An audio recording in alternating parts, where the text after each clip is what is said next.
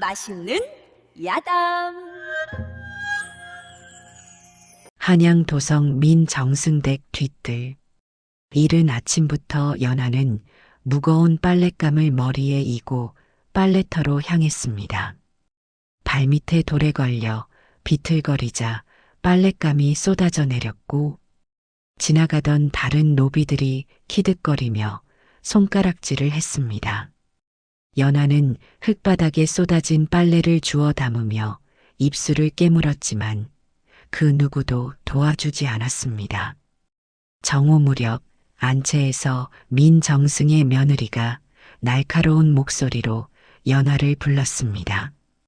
연하이 다가가자 며느리는 상위에 국그릇을 집어던지며 음식이 짜다고 소리를 질렀습니다. 연하는 무릎을 꿇고 용서를 빌었지만 며느리는 저녁상까지 다시 차려오라며 뺨을 때렸습니다. 그날 밤 허름한 노비 처소로 돌아온 연하는 촛불도 없이 어둠 속에 앉아 15년 전을 떠올렸습니다.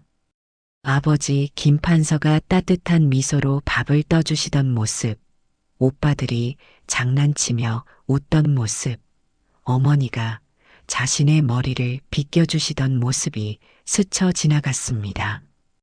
연하는 차가운 벽에 등을 기댄 채 소리 없이 눈물을 흘렸습니다. 하지만 그녀는 몰랐습니다. 이 지옥 같은 삶이 곧 끝날 것이라는 사실을 말입니다. 이튿날 아침 궁궐 내전에서는 55세의 온외관이 왕 앞에 무릎을 꿇고 아침 문안을 드렸습니다. 왕은 온외관에게 어젯밤 조정 대신들이 올린 상소들에 대해 의견을 물었고 온외관은 차분하게 하나하나 답했습니다. 왕은 고개를 끄덕이며 온외관의 충언을 깊이 신뢰한다고 말했고 온외관은 공손히 절을 올렸습니다. 내전을 나온 온외관은 궁궐 회랑을 천천히 걸으며 30년 전을 떠올렸습니다. 12살 어린 나이에 궁으로 끌려와 두려움에 떨던 자신을 김판서가 따뜻하게 안아주시던 그날이 눈앞에 선했습니다. 김판서는 어린 온외관에게 글을 가르쳐 주시고 사람의 도리를 일깨워 주시고 밤마다 따뜻한 차를 내어주셨습니다. 온외관은 회랑 끝에 서서 먼 하늘을 바라보며 은사님, 이제 곧 약속을 지키겠습니다. 라고 속으로 중얼거렸습니다. 그날 오후 온외관은 은밀히 믿을 만한 사람을 불러 김판서의 딸 연하의 행적을 찾으라고 지시했습니다. 며칠 후 그 사람이 돌아와 연하가 민정승댁에서 노비로 살고 있다는 보고를 올렸습니다. 온외관은 보고를 듣고 주먹을 불끈 쥐었고 턱을 떨며 15년 동안 기다렸던 그 순간이 왔다고 느꼈습니다. 사흘 후 온외관은 정중한 옷차림으로 민정승댁을 방문했습니다. 민정승은 궁궐 최고 실세의 방문에 화들짝 놀라며 극진히 맞이했고 응접실에서 최상급 차를 내왔습니다.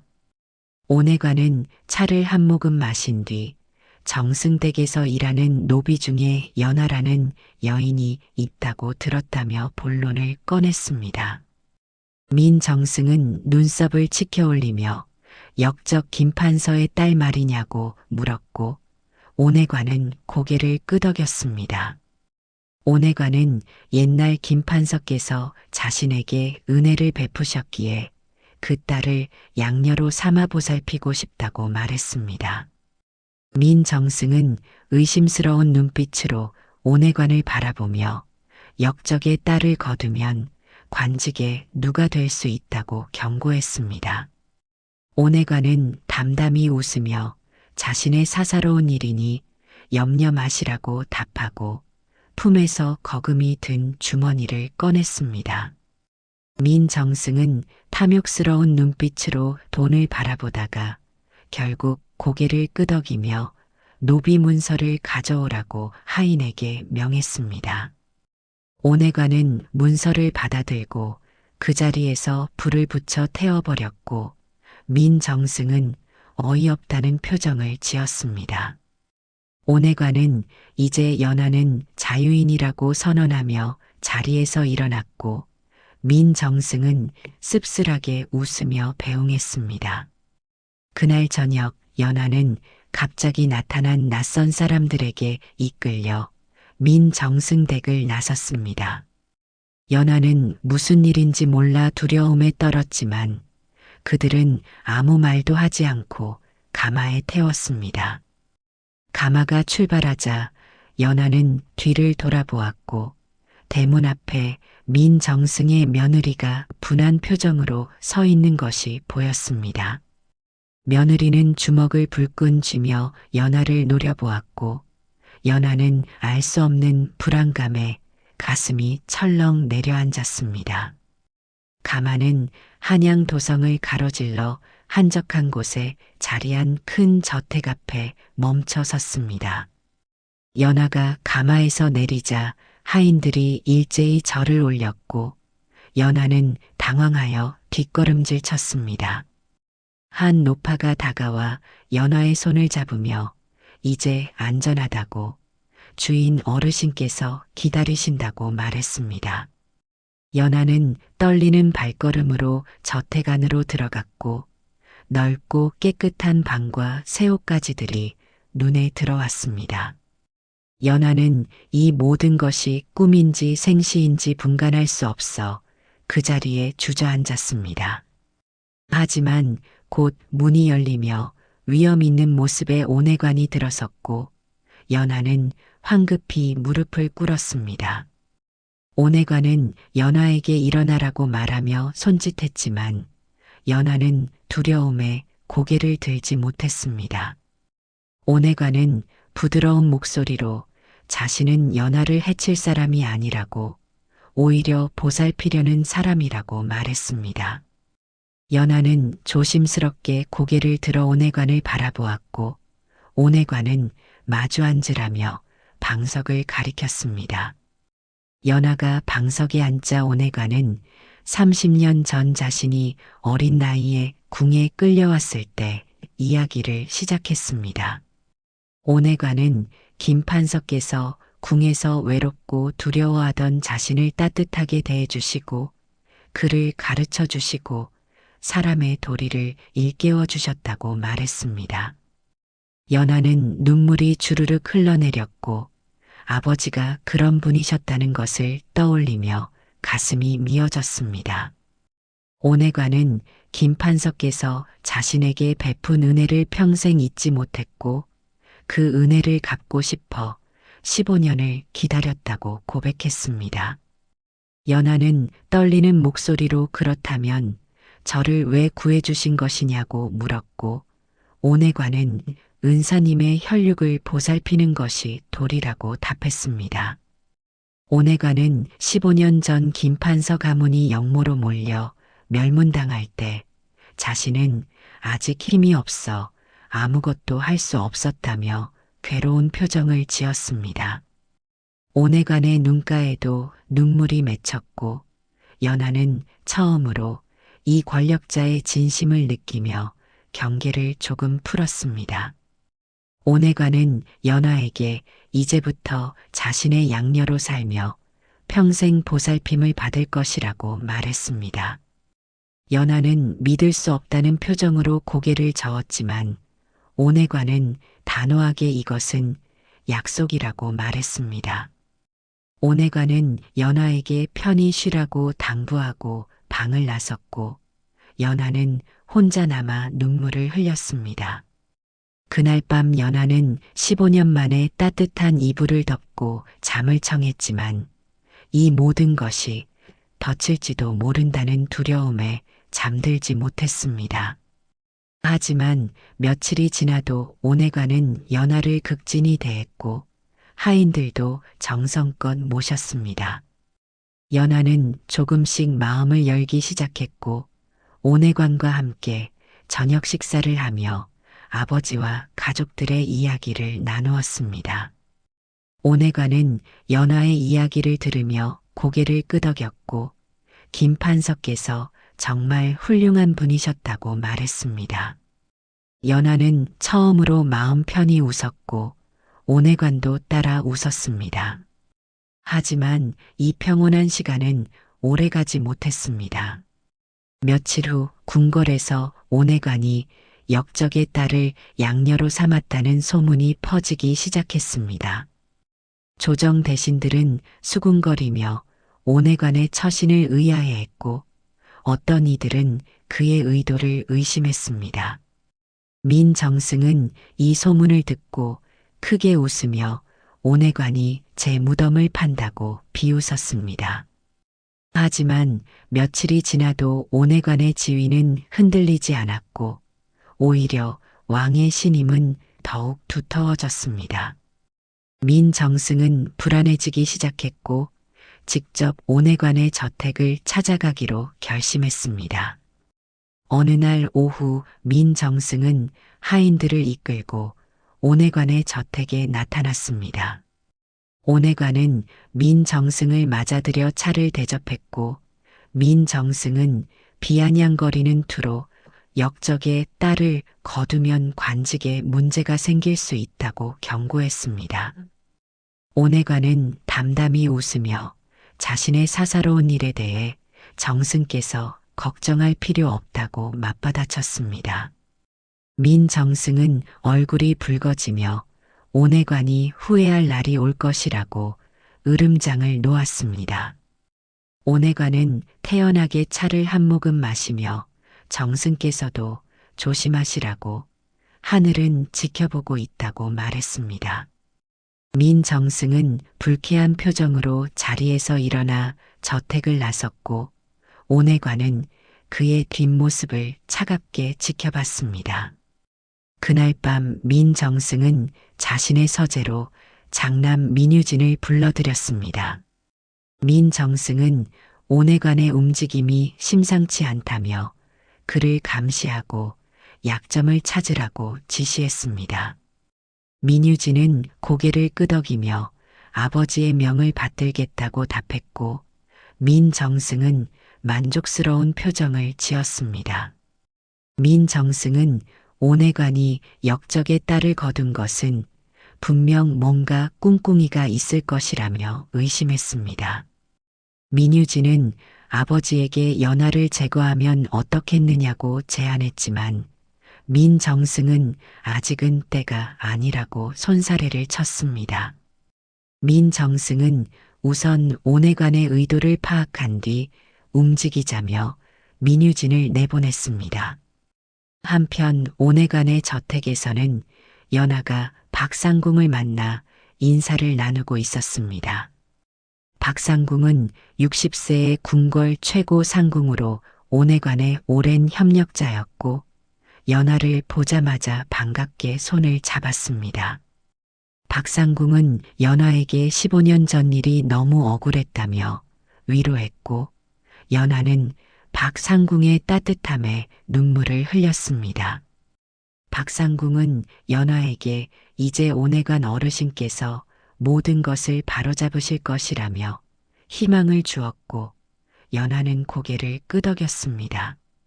며칠 후 연화는 온외관의 서재를 정리하다가 우연히 낡은 나무 상자를 발견했습니다.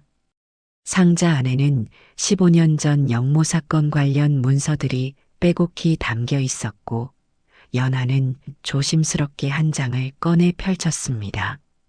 문서에는 김 판서가 영모를 꾸몄다는 증거들이 적혀 있었지만 연화는 필적이 아버지의 것이 아님을 단번에 알아챘습니다.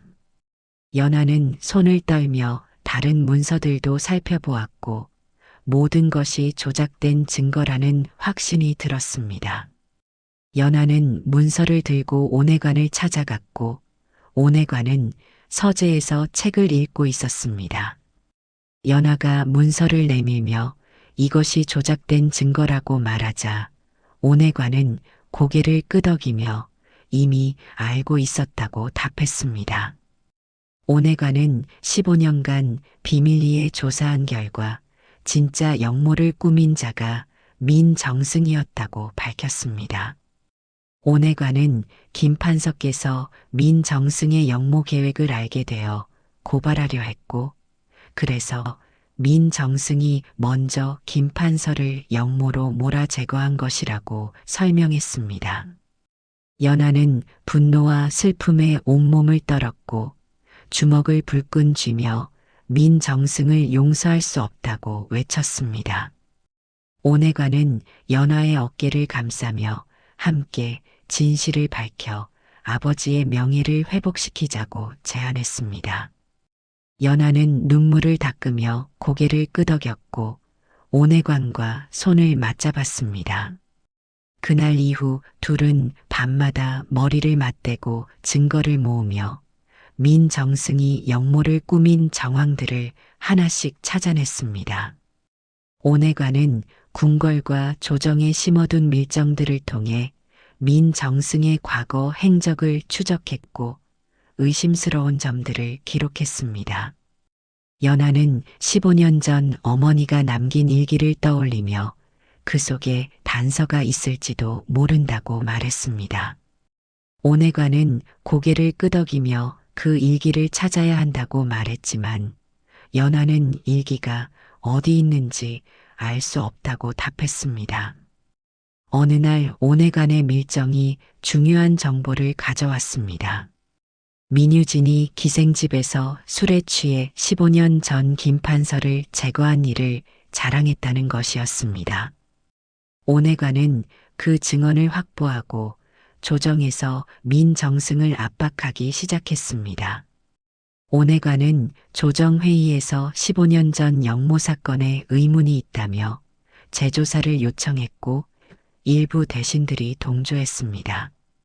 민정승은 왕의 장인이라는 지위를 이용해 재조사를 막으려 했지만 온해관의 압박은 계속되었습니다.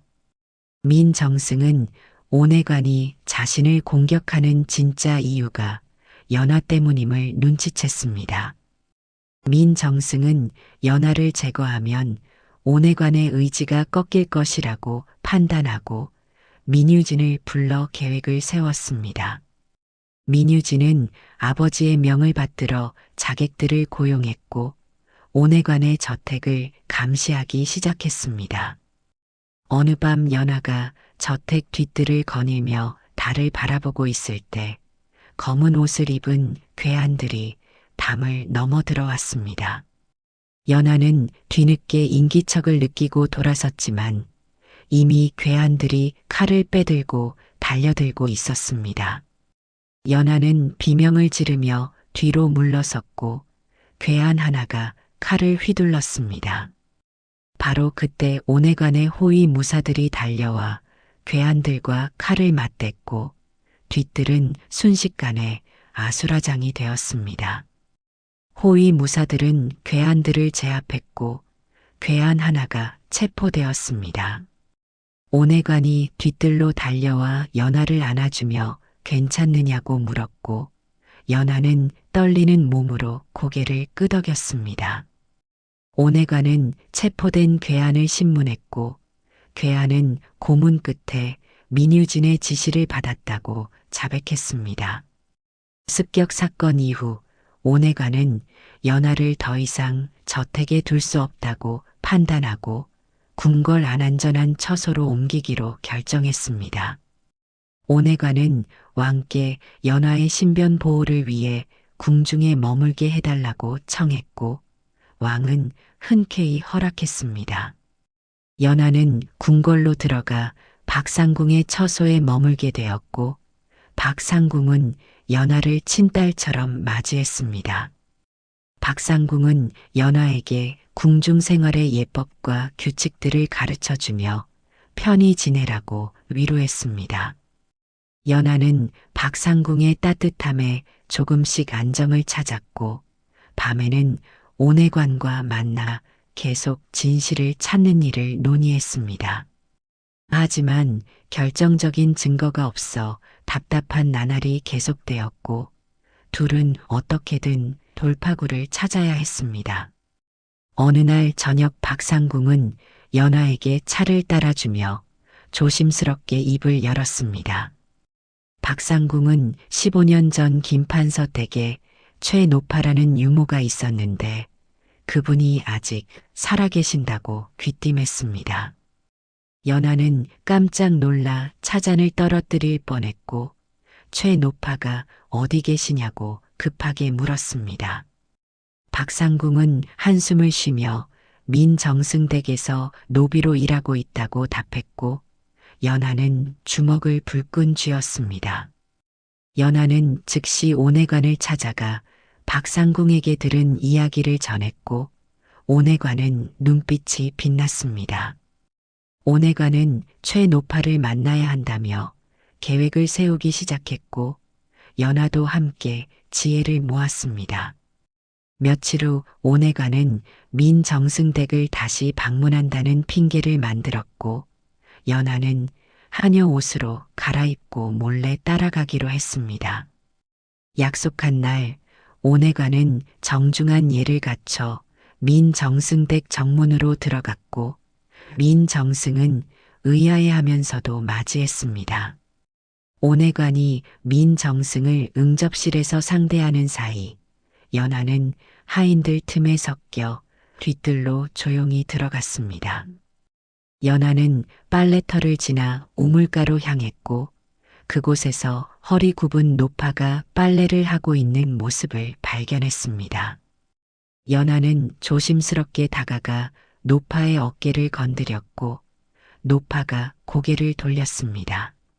최노파는 연화의 얼굴을 보자마자 눈이 휘둥그레졌고 입을 막으며 아가씨라고 속삭였습니다. 연화는 최노파를 껴안으며 눈물을 흘렸고 최노파도 떨리는 손으로 연화의 등을 쓰다듬었습니다. 연화는 최노파에게 어머니가 남긴 것이 있는지 조심스럽게 물었고 최노파는 주위를 살피며 고개를 끄덕였습니다. 최노파는 떨리는 목소리로 15년 전 부인께서 돌아가시기 전날 밤 뒤뜰 우물가 돌 밑에 무언가를 숨기셨다고 말했습니다. 최노파는 부인께서 언젠가 아가씨가 돌아오면 그것을 찾으라고 하셨다며 눈물을 흘렸습니다. 연화는 가슴이 뛰었고 최노파에게 그 위치를 정확히 알려달라고 부탁했습니다.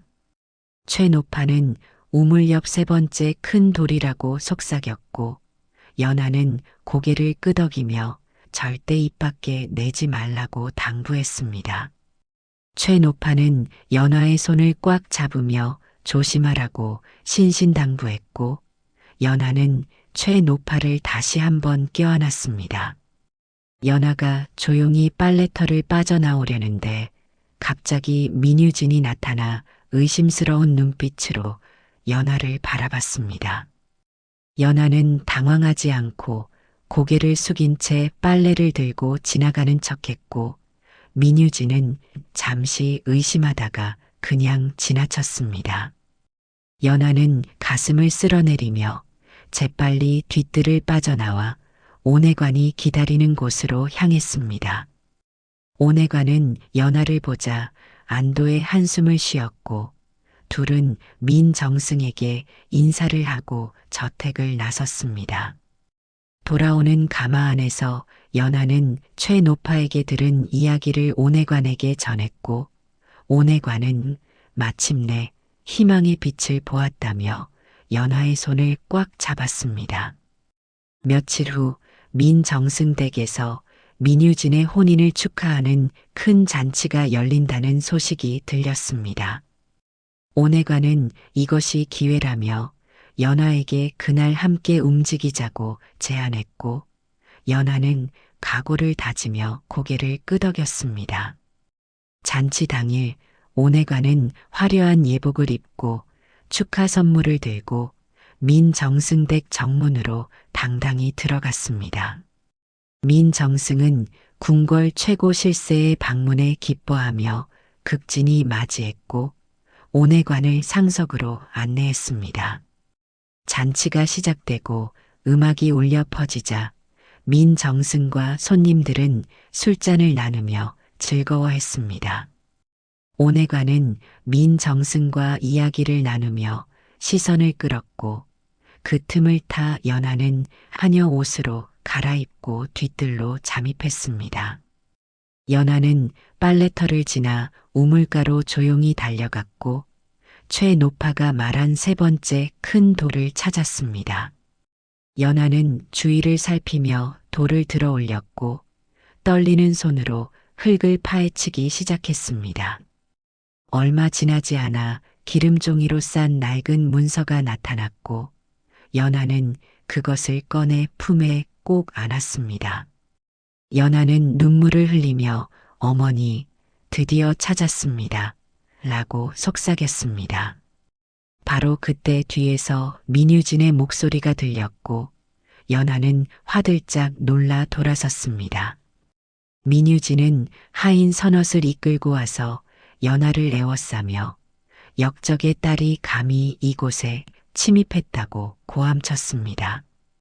연하는 문서를 품속 깊이 숨기고 당당하게 일어서며 어머니의 유품을 찾으러 왔다고 맞받아쳤습니다. 민유진은 비웃으며 역적의 딸에게 무슨 유품이 있느냐며 연하를 붙잡으라고 하인들에게 명했습니다.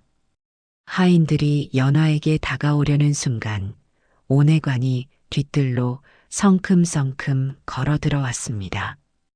온외관은 차갑게 자신의 양녀에게 감히 손대지 말라고 경고했고 민유진은 당황하며 뒷걸음질 쳤습니다. 민정승이 허둥지둥 뒤뜰로 달려왔고 온외관과 민유진 사이에 서서 무슨 일이냐고 물었습니다. 온외관은 정중히 연하가 돌아가신 어머니의 유품을 찾으러 왔다고 설명했고 민정승은 난처한 표정을 지었습니다. 민정승은 소란을 제지하며 오늘은 좋은 날이니 이만 돌아가시라고 온외관에게 말했습니다. 온외관은 고개를 끄덕이며 연하의 손을 잡고 저택을 빠져나왔고 민유진은 분한 표정으로 그들의 뒷모습을 노려봤습니다. 돌아오는 가마 안에서 연하는 품속에서 문서를 꺼내 온외관에게 건넸습니다. 온외관은 떨리는 손으로 기름종이를 벗기고 문서를 펼쳤고 그 안에는 민정승의 필적으로 쓰인 영모 계획서가 있었습니다. 문서에는 민정승이 왕을 폐위시키고 새로운 왕을 옹립하려는 계획이 상세히 적혀 있었고 김판서를 제거하기로 한 모의록도 함께 있었습니다. 온외관은 문서를 읽으며 분노로 온몸을 떨었고 연하는 눈물을 흘리며 이제 아버지의 억울함을 풀 수 있다고 말했습니다.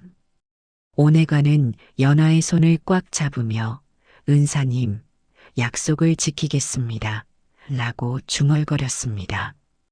가마가 저택에 도착하고 둘은 서재로 들어가 밤새 문서를 검토하며 대책을 세웠습니다.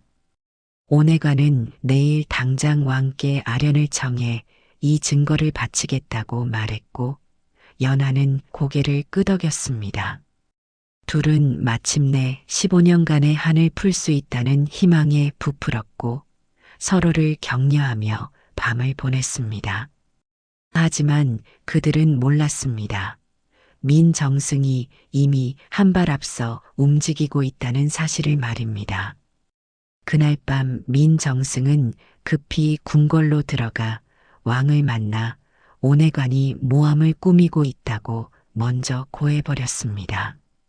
이튿날 아침 온외관은 증거 문서를 품에 안고 왕께 아련을 청했지만 왕은 이미 민정승의 말을 들은 뒤였습니다. 왕은 온외관을 부르면서 동시에 민정승도 함께 대전으로 오라고 명했고 조정 대신들도 모두 소집되었습니다. 대전에 모인 대신들은 웅성거리며 무슨 일인지 수군거렸고 긴장감이 감돌았습니다. 왕은 어좌에 앉아 온해관과 민정승을 번갈아 바라보며 15년 전 영모 사건에 대해 진상을 듣겠다고 선포했습니다. 온해관이 앞으로 나아가 증거 문서를 꺼내려는 순간 민유진이 갑자기 대전 밖에서 뛰어들어왔습니다. 민유진은 왕 앞에 엎드려 온해관이 가진 문서는 조작된 위조품이라고 외쳤고 대전은 술렁였습니다. 민정승은 비장한 표정으로 왕께 아뢰기를 온해관이 역적의 딸을 양녀로 삼은 것부터 수상했다고 말했습니다. 민정승은 온해관이 사사로운 감정으로 충신인 자신을 모함하려 한다며 이는 영모나 다름없다고 주장했습니다. 왕은 크게 동요하며 온해관에게 증거의 진위를 밝히라고 명했고 온해관은 침착하게 15년 전 사건의 전말을 설명하기 시작했습니다. 온해관은 김판석께서 민정승의 영모 계획을 알게 되어 고발하려 했고 민정승이 먼저 김판서를 영모로 몰아 제거했다고 말했습니다.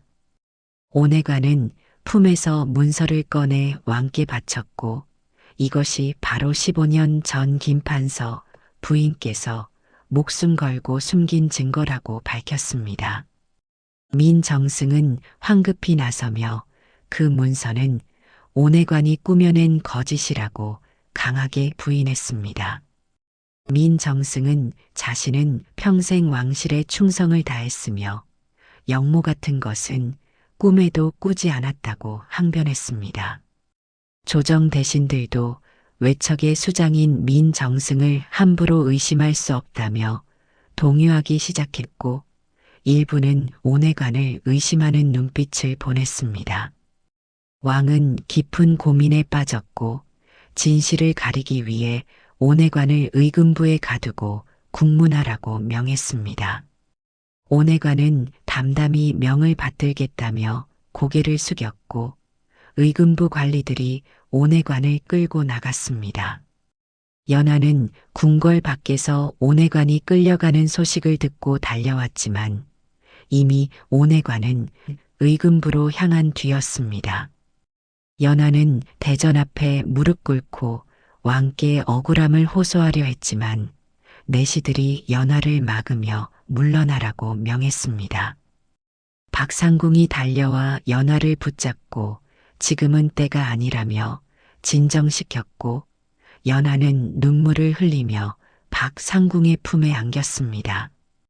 박상궁은 연하를 자신의 처소로 데려가 위로했지만 연하는 온해관이 자신 때문에 위험에 빠졌다며 자책했습니다.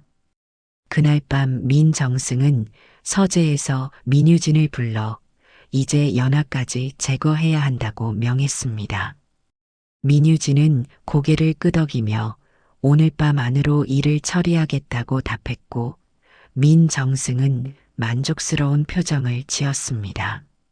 민정승은 온해관이 의금부에 갇혀 있는 지금이 기회라며 연하만 없애면 모든 것이 해결될 것라고 말했습니다. 민유진은 자객들을 불러 모아 박상궁의 처소를 습격하라고 지시했고 자객들은 밤의 어둠 속으로 사라졌습니다. 한편 박상궁은 이미 민정승이 움직일 것을 예상하고 호위 무사들을 처소 주변에 배치해 두었습니다. 한밤중 검은 옷을 입은 자객들이 담을 넘어 박상궁의 처소로 침입했습니다. 자객들이 방문을 열고 들어서려는 순간 호위 무사들이 사방에서 나타나 자객들을 에워쌌습니다. 치열한 칼싸움이 벌어졌고 자객 몇 명은 도망쳤지만 2명이 붙잡혔습니다. 연하는 방 안에서 칼 부딪히는 소리를 들으며 온몸을 떨었고 박상궁이 연하를 꼭 안아주며 괜찮다고 위로했습니다. 새벽이 되어 박상궁은 붙잡힌 자객들을 신문했고 자객들은 민유진의 지시를 받았다고 자백했습니다. 이튿날 아침 연하는 더 이상 숨어 있을 수 없다고 판단하고 박상궁의 만류에도 불구하고 궁궐 정문 앞으로 향했습니다. 연하는 정문 앞에 무릎을 꿇고 대성통곡하며 아버지의 억울함과 온외관의 결백을 호소하기 시작했습니다. 지나가던 백성들이 하나둘 모여들어 연하의 사연을 듣기 시작했고 연하는 목이 쉬도록 15년 전의 진실을 외쳤습니다. 연하는 민정승이 영모를 꾸미고 충신인 아버지를 모함해 죽였으며 이제 온외관마저 누명을 씌우려 한다고 절규했습니다. 백성들은 연하의 이야기를 듣고 함께 울며 분노하기 시작했고 점점 더 많은 사람들이 궁궐 앞에 모였습니다. 소문은 삽시간에 한양 전체로 퍼졌고 민정승이 역적이라는 이야기가 온 도성에 퍼져나갔습니다. 왕은 궁 밖의 소란을 듣고 크게 놀라 연하를 대전으로 불러들이라고 명했습니다. 연하는 피눈물을 흘리며 어전에 나아갔고 조정 대신들 앞에서 무릎을 꿇었습니다. 왕은 연하에게 무슨 일로 궁궐 앞에서 소란을 피웠느냐고 물었고 연하는 떨리는 목소리로 아뢰기 시작했습니다. 연하는 15년 전 아버지가 억울하게 영모로 몰렸고 어머니가 목숨 걸고 남긴 증거가 진실을 밝힐 수 있다고 말했습니다. 민정승은 황급히 나서며 역적의 딸 말을 어찌 믿을 수 있느냐며 반박했고 연하를 당장 끌어내라고 소리쳤습니다. 왕은 손을 들어 민정승을 제지하고 연하에게 증거가 무엇이냐고 물었습니다. 연하는 품에서 어머니가 숨겨둔 문서를 꺼내 왕께 바쳤고 이것이 민정승의 영모 계획서라고 아뢰었습니다. 왕은 직접 문서를 펼쳐보았고 그 안에 적힌 필적과 도장을 자세히 살펴봤습니다. 왕의 얼굴이 점점 굳어졌고 민정승을 향해 이것이 정말 그대의 필적이 아니냐고 물었습니다. 민정승은 황급히 부인했지만 왕은 분명히 민정승의 필적과 도장이 맞다며 크게 분노했습니다. 왕은 박상궁과 최노파를 증인으로 불러들이라고 명했고 두 사람은 대전으로 들어와 무릎을 꿇었습니다. 박상궁은 15년 전 김판석께서 민정승의 영모를 알게 되어 왕께 고하려 했다는 사실을 증언했습니다. 최노파는 떨리는 목소리로 부인께서 돌아가시기 전 민정승이 김판서를 제거하려 한다며 두려워하셨다고 증언했습니다. 두 사람의 증언이 일치하자 조정은 크게 술렁였고 대신들은 민정승을 의심하는 눈빛으로 바라보기 시작했습니다. 왕은 즉시 민정승과 민유진을 체포하라고 명했고 금군들이 달려들어 두 사람을 붙잡았습니다. 민정승은 무릎을 꿇고 용서를 빌며 자신은 억울하다고 외쳤지만 왕은 들은 척도 하지 않았습니다. 왕은 민정승을 영모죄로 엄히 다스릴 것이며 김판서 가문의 명예를 즉시 회복시키겠다고 선포했습니다. 왕은 또한 어젯밤 연하를 습격한 자객들이 민유진의 지시를 받았다는 증언도 있다며 민유진 역시 엄벌에 처하겠다고 밝혔습니다. 민정승 부자는 끌려나가며 애원했지만 대신들은 냉담하게 그들을 지켜볼 뿐이었습니다. 왕은 즉시 의금부에 갇힌 온외관을 풀어주라고 명했고 온외관은 대전으로 들어왔습니다. 왕은 온외관 앞에 나아가 그의 손을 잡으며 충신을 의심한 과오를 사과했습니다. 왕은 온외관의 충성과 의리에 감사하며 연하에게도 양반 규수의 신분을 정식으로 돌려주겠다고 선포했습니다. 온해관은 왕께 깊은 절을 올렸고 연하도 눈물을 흘리며 왕께 감사의 절을 올렸습니다. 대전을 나온 온해관과 연하는 서로를 마주보며 15년간의 한이 드디어 풀렸다며 기쁨의 눈물을 흘렸습니다. 며칠 후 조정에서 김판서 가문의 복권의식이 성대하게 거행되었습니다. 왕은 김판서에게 정일품 영의정 벼슬을 추증하고 충신으로 기리기 위해 정려각을 세우겠다고 선포했습니다. 왕은 또한 연하에게 효녀 정려를 내리고 가문의 재산과 명예를 모두 되돌려주겠다고 밝혔습니다. 연하는 왕 앞에서 눈물을 흘리며 깊은 절을 올렸고 조정 대신들도 함께 축하의 박수를 보냈습니다. 온해관은 왕께 아뢰기를 이 모든 것이 김판서님께서 베푸신 은혜를 갚기 위함이었다고 말했습니다. 왕은 온해관의 의리에 깊이 감동하며 그대야말로 진정한 충신이라고 칭찬했습니다. 복권의식이 끝난 후 연하는 온해관과 함께 아버지와 가족들의 묘소를 찾아갔습니다. 연하는 묘소 앞에 무릎을 꿇고 절을 올리며 아버지, 어머니, 오빠들, 이제 억울함을 풀었으니 편히 쉬십시오 라고 눈물로 고했습니다. 온해관은 연하의 옆에서 함께 절을 올리며 은사님, 약속을 지켰습니다. 제자 오윤이 평생 아가씨를 지키겠습니다 라고 조용히 말했습니다. 두 사람은 한참 동안 묘소 앞에 앉아 지난 세월을 되돌아보며 눈물을 흘렸습니다. 그날 저녁 온해관의 저택에서 작은 잔치가 열렸고 박상궁과 최노파도 함께 자리했습니다. 연하는 온해관에게 깊은 절을 올리며 평생의 은혜를 어떻게 갚아야 할지 모르겠다고 말했습니다. 온해관은 연하를 일으켜 세우며 은혜를 갚은 것은 자신이고 이제 연하는 떳떳하게 양반 규수로 살아가라고 당부했습니다. 박상궁은 연하의 손을 잡으며 이제 좋은 혼처를 찾아 행복하게 살라고 축복했고 최노파도 함께 기뻐했습니다. 연하는 환하게 웃으며 모두에게 감사하다고 말했고 온해관도 따뜻한 미소를 지었습니다. 며칠 후 조정 대신들이 연하에게 혼처를 제안하기 시작했지만 연하는 정중히 거절했습니다. 연하는 온해관에게 평생 양아버지를 모시며 살겠다고 말했고 온해관은 그럴 필요 없다며 만류했습니다.